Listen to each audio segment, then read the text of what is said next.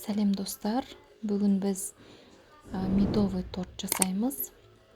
Бұл рецептпен жасасаңыз 20 минуттың ішінде барлығы дайын болады. Өте дәмді, өте жұмсақ болып шығады. Ең алдымен біз плитаның астын қосып 2 столовая ложка бал саламыз.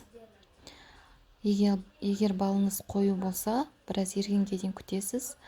Одан кейін 1 чайная ложка сода салып араластырамыз.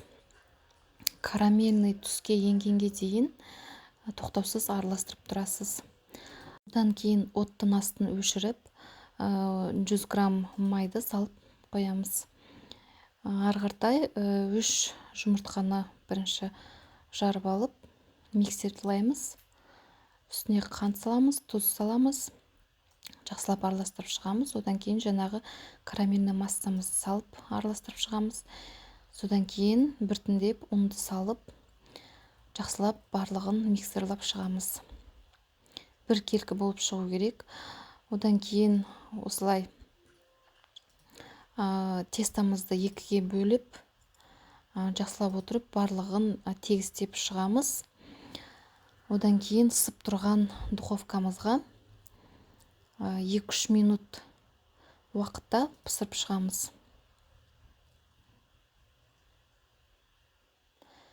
Сосын шыққан қождарымызды осылай кесіп, шетін барлығын түзеп шығамыз. Бірдей қылып барлығын.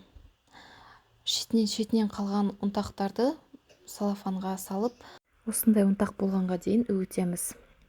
Келесі біз заварной крем жасаймыз. Ол үшін біз сүтке жұмыртқамызды жарып, ұнымызды саламыз. Оттың астын қосып, қантымызды саламыз. Және тоқтаусыз араластырып отырамыз. Креміміз қоюлану керек. Үстіне 100 грамм сливочный майымыз салып, осылай пленкамен жауып қоямыз. Біраз суығанға дейін. Суып болғаннан кейін пленканы алып тастап, барлығын араластырып шығамыз. Енді тортымызды жинаймыз. Заварной кремімізді аямай көп-көптен жаға берсеңіз болады. Мен шыққан ұнтақты кремнің үстіне тоже сеуіп отырдым. Себебі ұнтақ менде көп шықты. Барлық жеріне кремді жағып, осылай ұнтақтың барлығын жағып шығамыз. Холодильникта 2-3 сағат ұстағаннан кейін жей берсеңіздер болады. Өте жұмсақ, нәзік болып шығады.